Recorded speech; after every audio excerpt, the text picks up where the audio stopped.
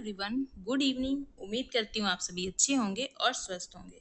स्वागत है आपका सोशियोलॉजी एमसीक्यू सीरीज पार्ट 4 में। इससे पहले हमने इसकी 3 सीरीज कंप्लीट कर ली है, पार्ट 1, पार्ट 2, पार्ट 3, जिसमें हमने टोटल 60 क्वेश्चन सॉल्व कर लिए हैं। आज हम 20 क्वेश्चन सॉल्व करेंगे। तो अगर आपने मेरे चैनल को सब्सक्राइब नहीं किया तो मेरे चैनल को सब्सक्राइब कर लें। और डेली हम इसमें 20 क्वेश्चन सॉल्व करते हैं 9 PM पर। तो आप लोग लाइव आकर इसे अटेंड जरूर करें और कमेंट में मुझे ज़रूर बताएं कि आपके कितने क्वेश्चन सही होते हैं।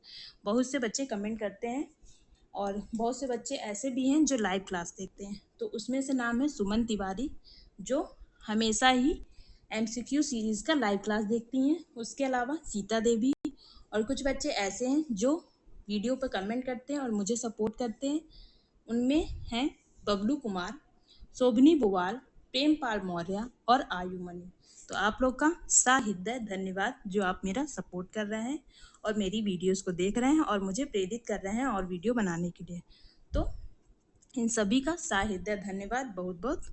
तो चलिए देर ना करते हुए आज की वीडियो हम शुरू करते हैं। आज की वीडियो में हम पढ़ेंगे सॉल्व करेंगे 20 क्वेश्चन, जिसमें पहला क्वेश्चन है, किसने आधुनिकता को एक असामान्य परियोजना माना है? Option A J Derrida, option B Anthony Giddens, option C Althusser और ऑप्शन डी जे हेबरमास। तो इसका जो सही आंसर है वो है ऑप्शन डी जे हेबरमास। इन्होंने आधुनिकता मतलब मॉडर्निटी को अनफिनिश्ड प्रोजेक्ट बोला था।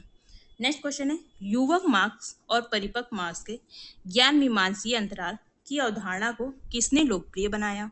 Option A Althusser, option B Habermas, option C Alexander और ऑप्शन डी डेहरेंडॉफ। तो इसमें से जो सही आंसर है वो है option A अल्थुजर।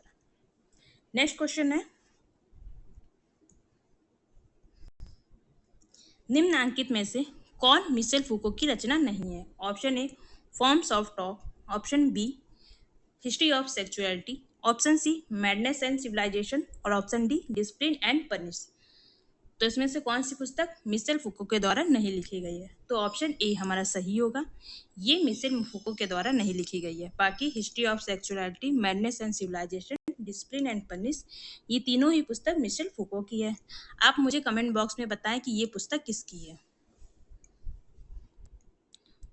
Forms of talk. Next question है, निम्नलिखित में से कौन सी अवधारणा देरिदा ने नहीं दी है? ऑप्शन ए सांस्कृतिक पूंजी, ऑप्शन बी प्रवाह उन्मुक्ता, ऑप्शन सी विसंरचनावाद और ऑप्शन डी विभेद। तो इसमें से कौन सी पुस्तक देरिदा ने नहीं लिखी है, मतलब अवधारणा या कॉन्सेप्ट देरिदा के द्वारा नहीं दिया गया है? तो ऑप्शन ए हमारा सही आंसर होगा। कल्चरल कैपिटल की बात देरिदा के द्वारा नहीं की गई है, ये की गई है पियरे बोर्दुई के द्वारा।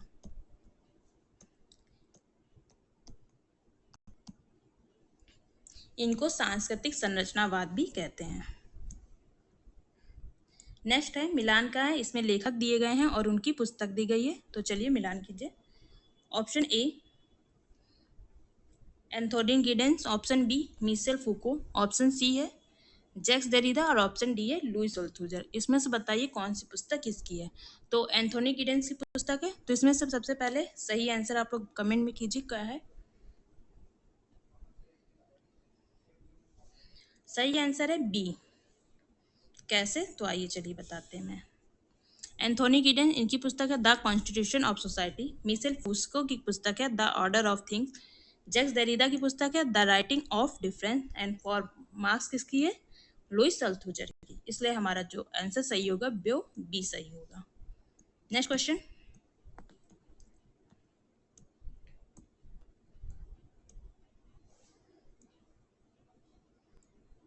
निम्नलिखित में से कौन फूको की रचनाओं में महत्वपूर्ण पद्धति शास्त्रीय अवयव का निर्माण करता है?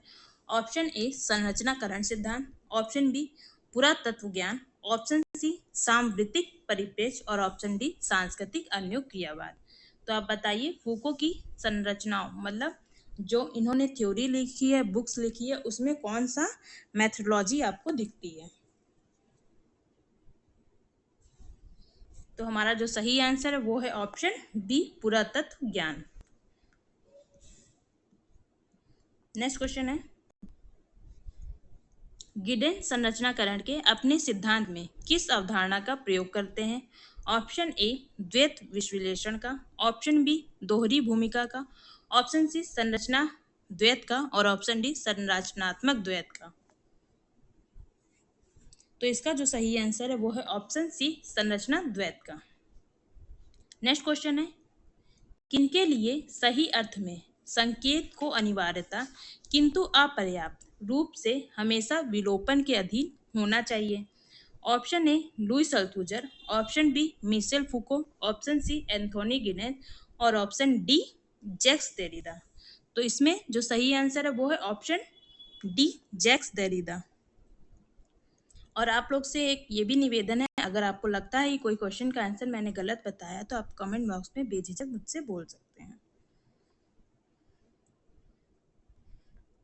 ये भी पुस्तकें दी गई हैं और लेखक दिए गए हैं, कौन से किसने लिखी। तो सबसे पहले आप देख लीजिए, हिंदू व्यू ऑफ लाइफ ये किसके द्वारा लिखी गई है? ये लिखी गई एस राधा कृष्णन के द्वारा।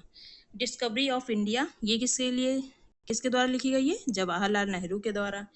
हिंदू सोशल ऑर्गेनाइजेशन ये पुस्तक लिखी गई है पीएच प्रभु के द्वारा।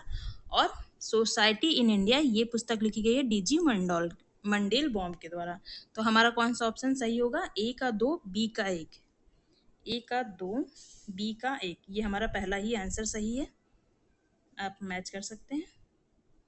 नेक्स्ट क्वेश्चन है, निम्नलिखित में से जाति व्यवस्था की विशेषता नहीं है?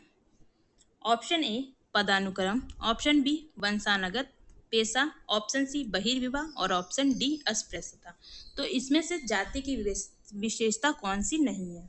तो ऑप्शन सी हमारा सही होगा, बहिर्विवाह इसकी विशेषता नहीं है बल्कि अंतर्विवाह इसकी विशेषता है।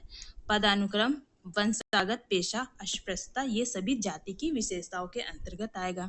नेक्स्ट क्वेश्चन है, निम्नलिखित में से किन गुणों को भारतीय सामाजिक सौपानिकी का कारण माना जाता है? ऑप्शन ए सत्व, ऑप्शन बी रज, ऑप्शन सी तमस और ऑप्शन डी वर्ण। ऑप्शन देख लीजिए कौन सा सही होगा।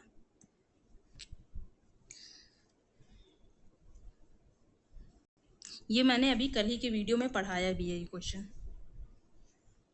तो हमारा जो सही आंसर है वो है option B, A B C, सत्व रज और तमस। नेक्स्ट क्वेश्चन है, जाति गंगा के मैदान में पोषित भारतीय आर्य संस्कृति का ब्राह्मण बालक है, इसलिए भारत के अन्य भागों में अंतरित है। यह कथन किसका है? Option A DP Mukherjee, option B MN Srinivas, option C GS Ghurye और ऑप्शन डी एल ड्यूमांट। तो इस क्वेश्चन में बहुत लोगों को कंफ्यूजन होती है, दो ऑप्शन में कंफ्यूज होते हैं, एमएन श्रीनिवास और जीएस घुरे। तो ये किसका कथन है? कमेंट बॉक्स में बताइए। ये है जीएस घुरे का कथन, ऑप्शन सी हमारा सही आंसर होगा। नेक्स्ट क्वेश्चन है, निम्नलिखित में से किसने अपने अनुसंधान कार्य के लिए भारत के पूर्वोत्तर फ्रंटियर अभिकरण में व्यापक क्षेत्रीय कार्य किया है? Option A N K Bose, option B D Hardiman, option C Surajit Sinha और ऑप्शन डी डीपी मुखर्जी। तो इसमें से जो सही आंसर है वो है option A N K Bose. Next question है, ये भी मिलान का है, इसमें भी परिप्रेक्ष्य दिया है और विचारक दिया है, आप देख सकते हैं।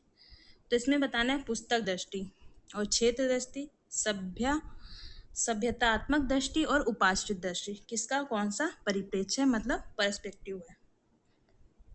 तो पुस्तक दृष्टि से कौन संबंधित है? जीएस घुर्रे, ए का 3 हो जाएगा। क्षेत्र दृष्टि से कौन संबंधित है?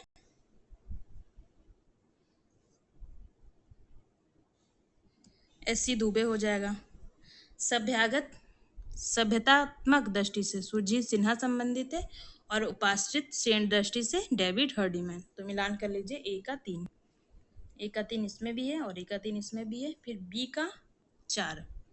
तो हमारा ए ऑप्शन सही होगा।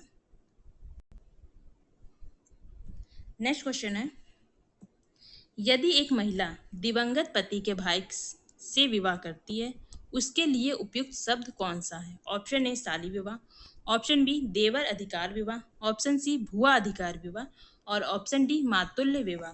तो इसमें से जो सही आंसर होगा वो है ऑप्शन बी देवर अधिकार विवाह। नेक्स्ट क्वेश्चन है, निम्नलिखित में से किसने उड़ीसा की ज्वांग जनजातियों के बीच क्षेत्र अनुसंधान कार्य किया? Option A G S Ghurye, option B N K Bose, option C David Hardiman और ऑप्शन डी सुरजीत सिन्हा। तो ज्वांग उड़ीसा की जनजाति पर किसने अध्ययन किया है? ऑप्शन बी हमारा सही होगा, एनके बोस ने। नेक्स्ट क्वेश्चन है, निर्जातीयता से तात्पर्य है? ऑप्शन ए अर्जित सामाजिक सांस्कृतिक विशेषता, ऑप्शन बी वंशागत सामाजिक सांस्कृतिक विशेषता, ऑप्शन सी वंशागत राजनीतिक स्थिति और अर्जित आर्थिक विशेषता और ऑप्शन डी वंशागत एवं अर्जित सामाजिक सांस्कृतिक विशेषता। तो निर्जातीयता मतलब एथनिसिटी से तात्पर्य आपको बताना है कौन सा ऑप्शन सही होगा।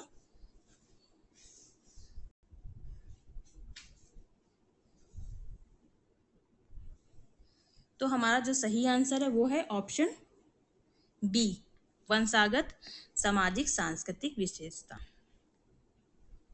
नेक्स्ट क्वेश्चन है, निर्धनता की संस्कृति अवधारणा किसके द्वारा लागू किया गया है? Option A Oscar Lewis, option B Michael Harrington, option C Walter B Miller और option D Kenneth little.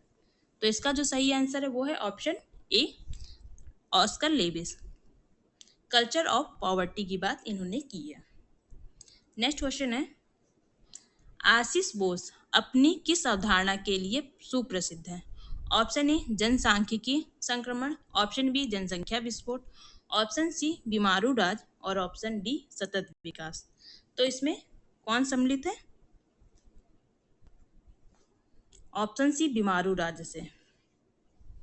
Next question है, निम्नलिखित में से किस प्रकार की विकासात्मक परियोजनाओं में न्यूनतम संख्या में व्यक्तियों को विस्थापित किया गया? ऑप्शन ए बांध, ऑप्शन बी वन जीव अभ्यारण्य और उद्यान, ऑप्शन सी औद्योगिक प्रतिष्ठान और ऑप्शन डी खान।